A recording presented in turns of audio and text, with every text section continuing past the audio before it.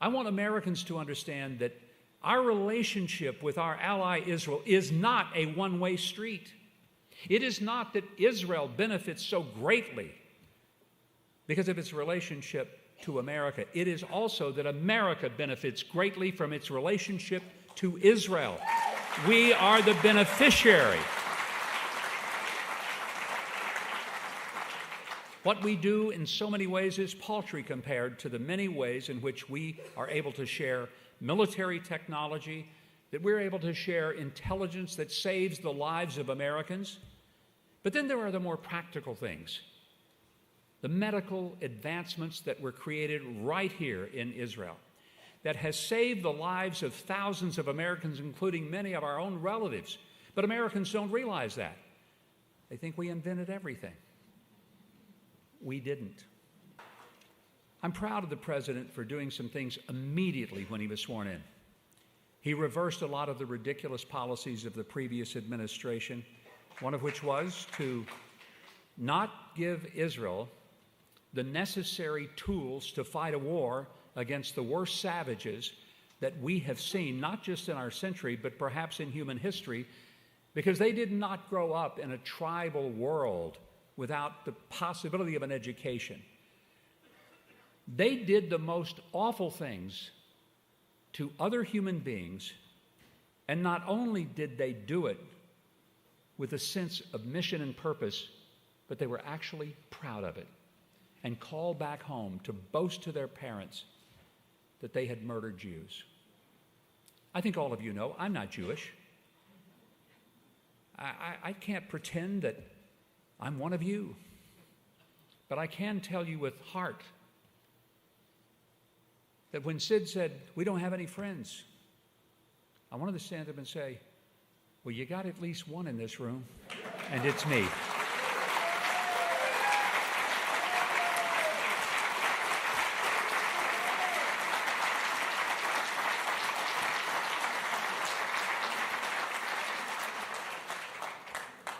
Some folks have said that I'm supposed to make a policy speech, but you must understand how I feel about policy. I believe that policy is not so much what's on the paper. Policy is how we treat people. That's policy. And I'm convinced today that what the world needs is a real dose of understanding what people are up against who live in this, the most contested piece of real estate on God's entire planet. Today I was driving to the embassy, and there's a massive billboard with the pictures of all the hostages. We came to a stoplight, and I just looked at that for a while. And I realized this is not just a wall of hostages. These are sons and daughters and mothers and grandmothers and little children. And these were the targets that Hamas decided to go after. Not a military target, civilians, pregnant women, little babies, elderly people, disabled people. Who does that? People who are evil, that's who. This is not a geopolitical struggle, the left versus the right, the liberal versus the conservative. This is a vertical battle between heaven and hell, between good and evil, between light and darkness. And one of the reasons that I am so grateful to God to be here is to make sure that not just here in Israel, but across the world, people understand that the United States of America and President Trump stands for good and not evil, and that's why he has made it very clear that Hamas has no future in Gaza or anywhere else on this earth.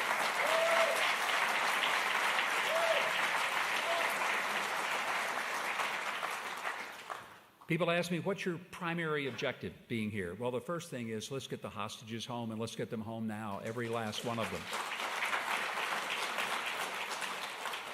The president's made it very clear. He's given to every ambassador the simple instructions of do what we do to make America stronger, to make it safer, and to make it more prosperous.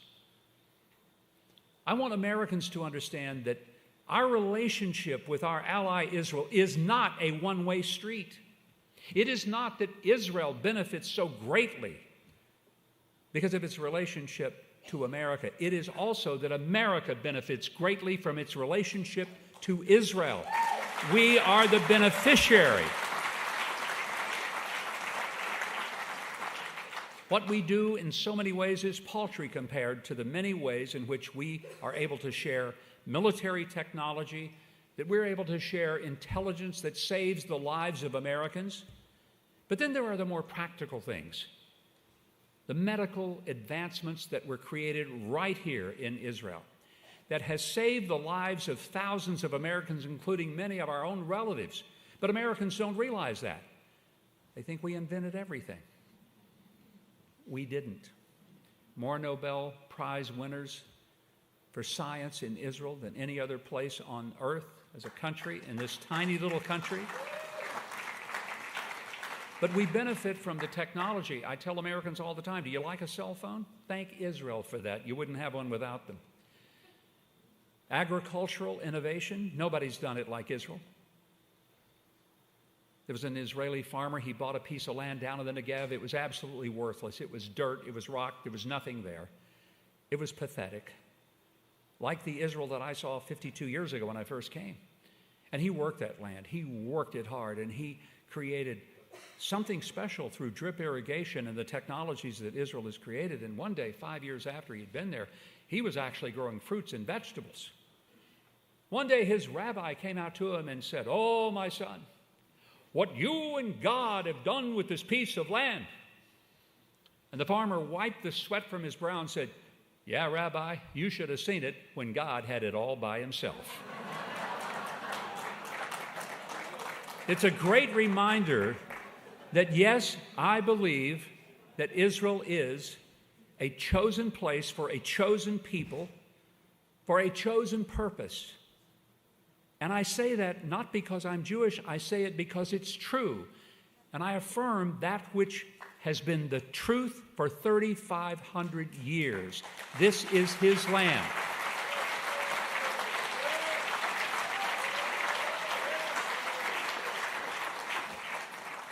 And I realize there are a lot of people who don't want to get into the spiritual side of things and just sort of dismiss that. But folks, there is no explanation for the United States of America other than that there was a God who intervened on behalf of those incredible colonialists who truly thought that it was better to die than it was to live as slaves and under a tyranny.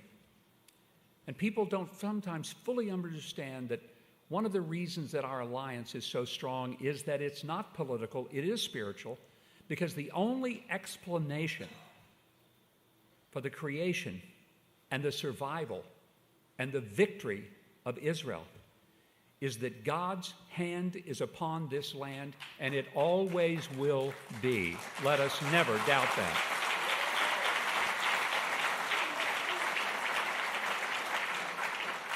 On March the 23rd, I spoke to the Israel Heritage Foundation in New York, and during the course of my remarks, I mentioned that my wife and I both grew up in a little town called Hope, Arkansas. Don't know if you've ever heard of Hope before. Someone else was born there, but he moved away when he was 5. My family didn't have enough money to leave. We were there. If he were here tonight, he would say, "I believe in a place called Hope."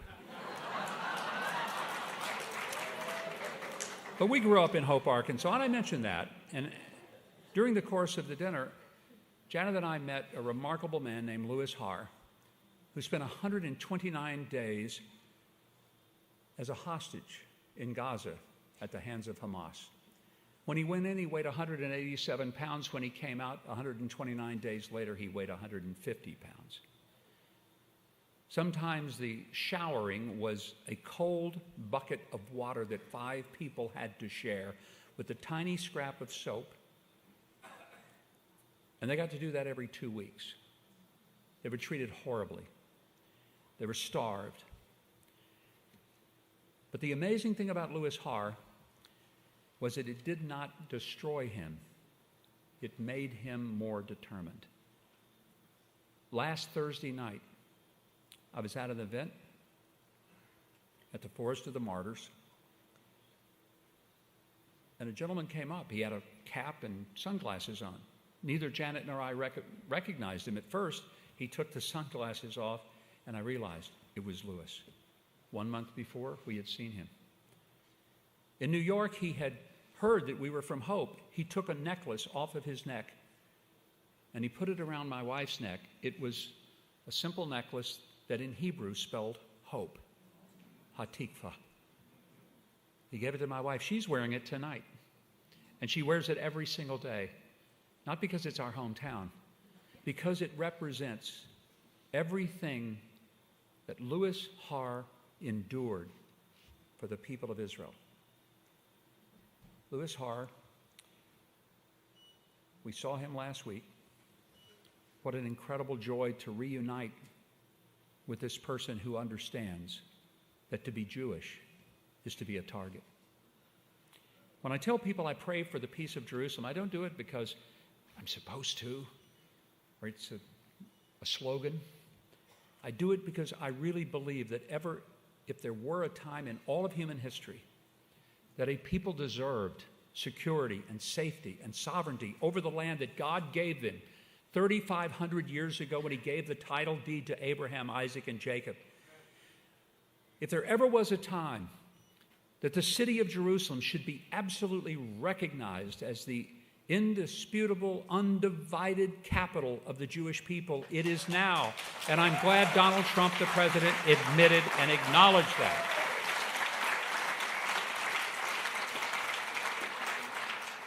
Just last night, I was at an event with the American Association of Americans and Canadians for Israel. I met David Lubin. David was actually born in Turl, Arkansas, which nobody's ever heard of. Even the people in Turl have never heard of Turl, Arkansas. His family later moved to Memphis and then to Atlanta. He had a daughter named Rose, and when she was 5 years old, they made their first trip to Israel. Rose was so captivated by Israel, kind of like I was when I was 17. Rose was Jewish. And Rose refused to get on the airplane to come back to America at 5 years old. And her parents finally had to convince her, you've got to come back. We'll bring you back, we promise. And that's the only way they got her on the plane. From that point on, Rose said, I'm going to go to Israel. I'm going to live in Israel. And that was what she told her classmates all the way through her life. At age 18, she came to Israel. She made Aliyah. She joined the IDF. And on the day of October the 7th, she happened to be at a kibbutz at Sayad and was called upon to help defend that kibbutz as the Hamas terrorists came and overran it. Miraculously, she lived through that day, saving the lives of dozens. She went back to her job at the IDF and was working in the old city of Jerusalem when she was stabbed by a 16-year-old terrorist and died from her wounds. When I met her father, I just hugged him. And I said, no father should have to go through that. When she had her bat mitzvah, she made a remarkable statement. She said, there will be a time when I won't exist in this world.